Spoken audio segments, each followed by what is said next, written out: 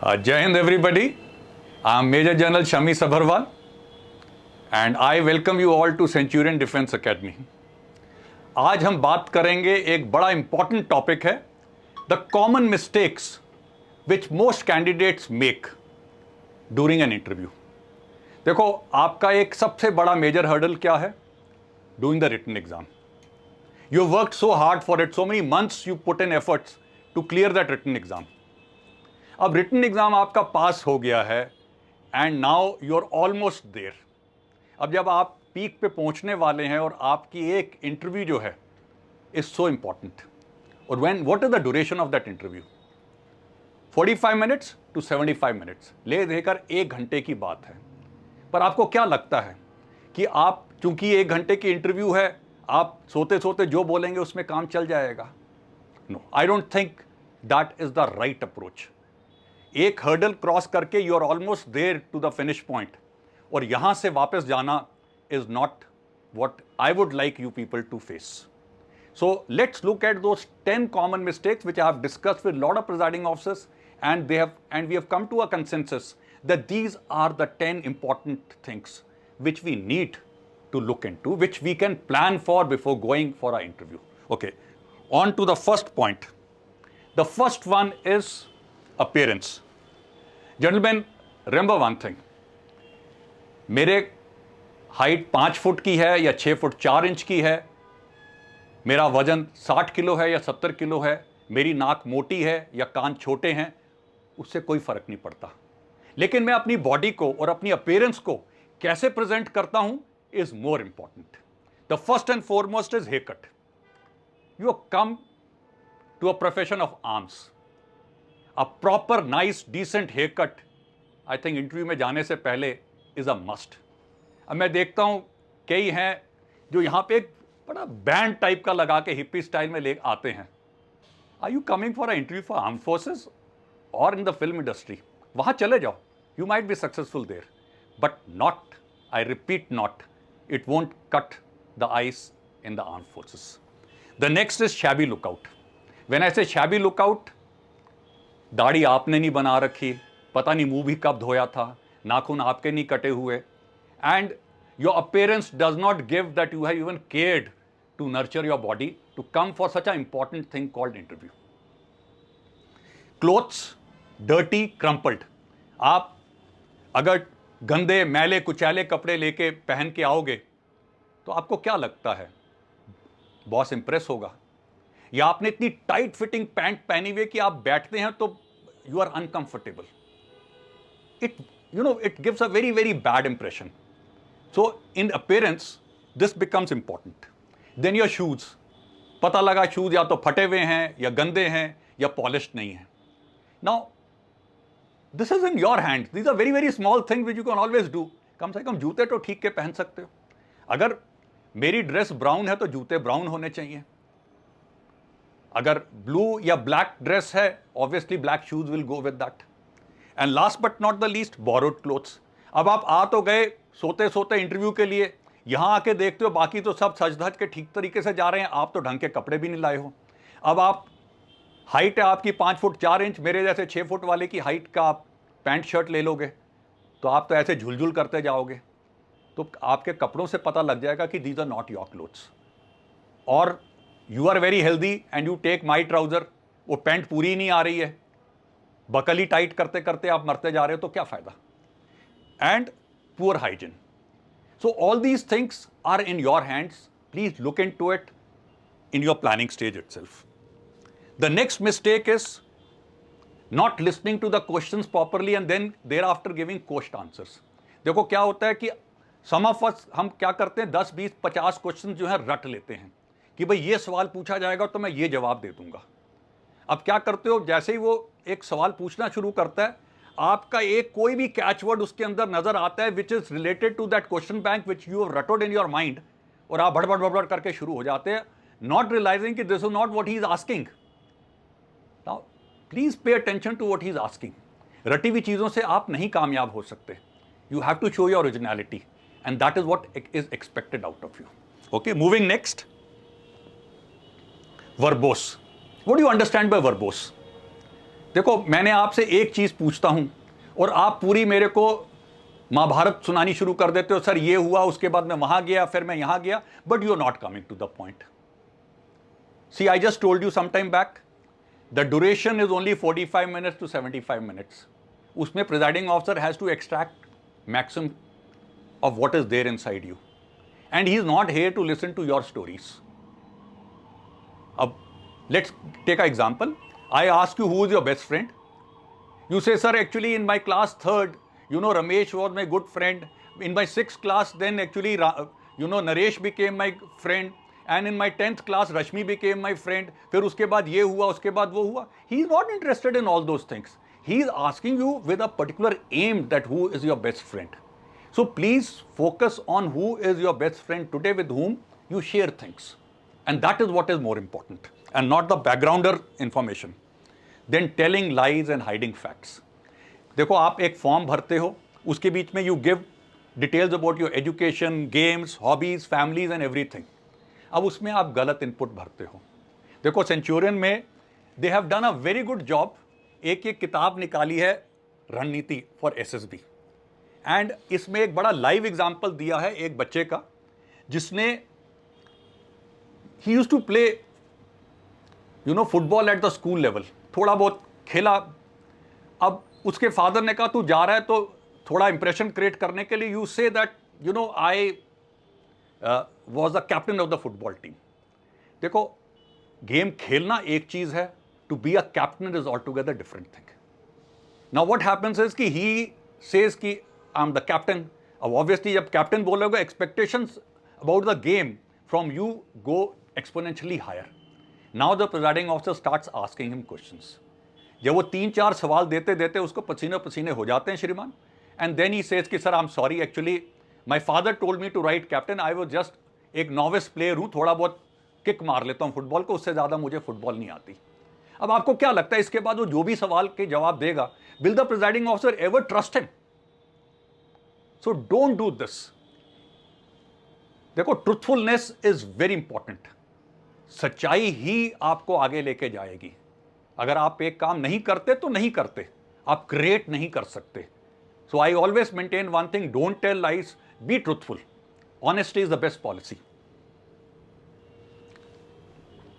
Next is anti organisation. देखो, what is army all about?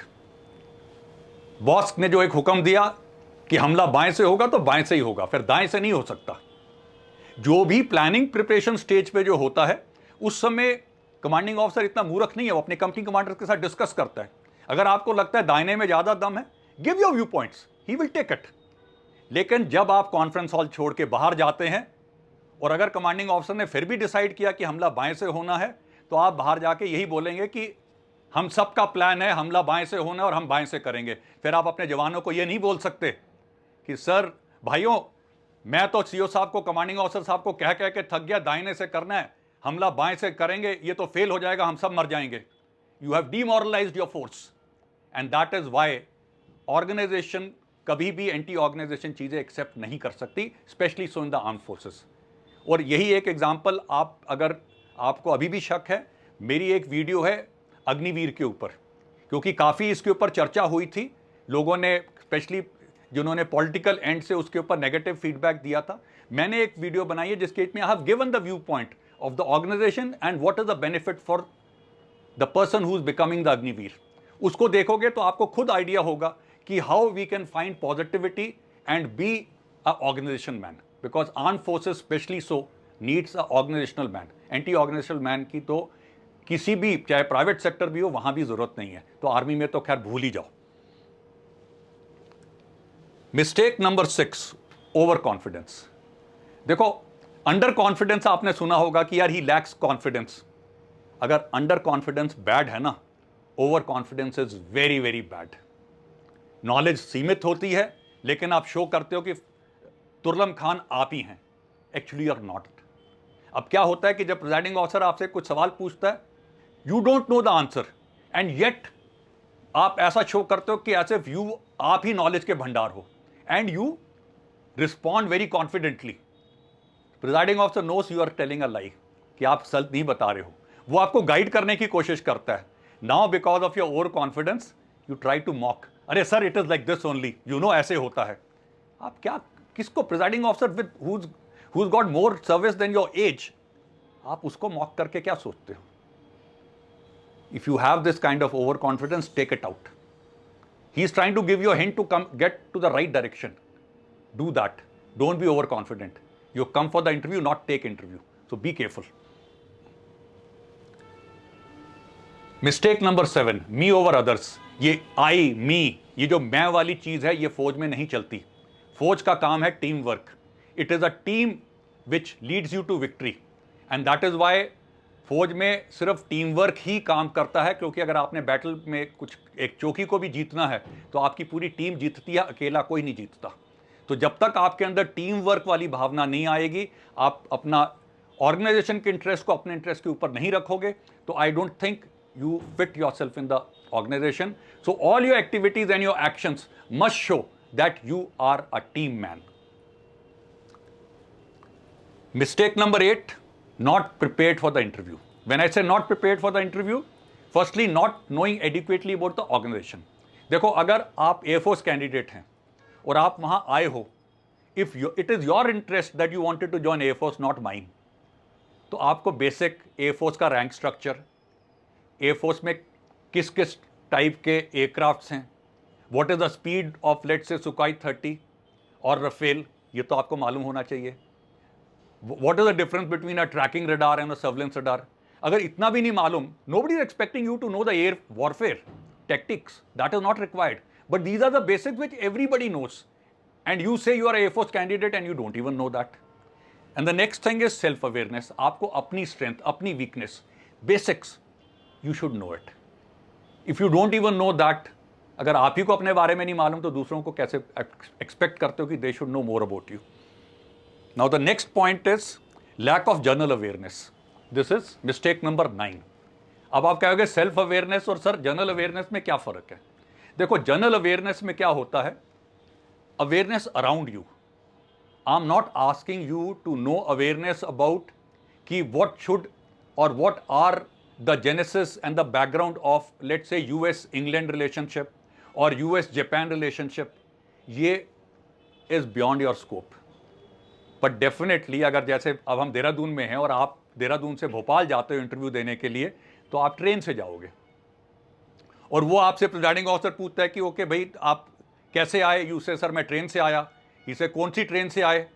हैं sir actually मेरे father ने ट्रेन का टिकट बुक किया था ऑनलाइन, तो मुझे नहीं पता मैं कौन सी ट्रेन में चढ़ के आया। देखो, पहले तो आपको ट्रेन नहीं मालूम थी, वो एक गलती करी। उसके बाद नेक्स्ट गलती क्या कर रहे हो आप? ये भी बता रहे हो कि आई एम सो यूजलेस कि I can't even book my own ticket online. You have compounded the mistake. अच्छा, अभी भी वो आपको एक चांस दे सकता है। ही माइट आस्क यू, अच्छा यार ये तो बताओ आपकी ट्रेन भोपाल में कौन से प्लेटफॉर्म पे उतरी थी? सर एक्चुअली मैंने तो ध्यान ही नहीं दिया, सुबह 5 बजे उठे थे, मेरी तो आंखें ही बंद थी। हिल से ओके चलो यही बता दो कि भोपाल स्टेशन से एसएसबी सेंटर में आने में कितना टाइम लगा? सर मैं तो उसकी गाड़ी में सो ही गया था, I didn't even know that. You think with this kind of lack of general awareness can you actually make it? The answer is big no, but this is what happens and lot of children are doing this mistake, so at least you can avoid that. Okay, last mistake, not willing to answer difficult oblique personal questions. Now you will say कि sir difficult और personal question में क्या है? See, if I ask you कि whom do you like more, your mother or your father? Sir मैं तो I like both of them equally. कई बच्चे मेरे को ऐसे बोलते हैं, तो then I give them the example. मैं कहा तुम्हारे सामने और मेरे सामने बीच में एक मैंगो पड़ा है, एक ऑरेंज पड़ा है, एक फल आपने खाना है, एक मैंने खाना है, और आपको ये दोनों अच्छे लगते हैं, वो तो मैं समझ सकता हूं, पर आप ले एक सकते हो, तो आप कौन सा उठाओगे? So similarly please understand, when the presiding officer is asking you whom do you like more between your father and the mother, there is an intent behind it. He wants to carry the interview further. आपको एक जवाब देना पड़ेगा। You can't say कि नहीं मेरे को दोनों अच्छे लगते हैं। Another example I will give you on this is, who is your best friend? Sir, my best friend is my mother. Yeah, sir, my my younger brother is my best friend, or my mother is my best friend. देखो, ये logical reasonable answers नहीं है. You have to give an answer where the discussion can go further. So when you make these kind of answers, you are actually ruining all your chances of actually making it.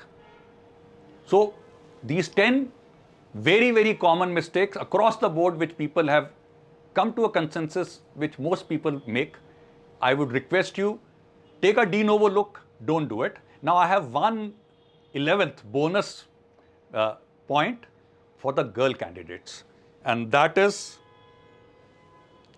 mistake number 11, basically applicable for the girl candidates. IO is not your close friend. बच्चों, my young daughters as I would call you, IO आपका best friend या close friend नहीं है. कई लड़कियां जब interview के लिए जाती हैं तो 5 मिनट के अंदर या तो मोटे मोटे पहले वो आंसू गिरानी शुरू करती हैं, और उसके बाद उनके पेट के अंदर जो कुछ है, ऐसे ऐसे राज जो पिछले 15, 16, 18 साल से छुपा के रखे थे, वो सारे के सारे वहां जाके खोल देती हैं. यार, आप वहां पे कोई काउंसलर के पास नहीं गए हो.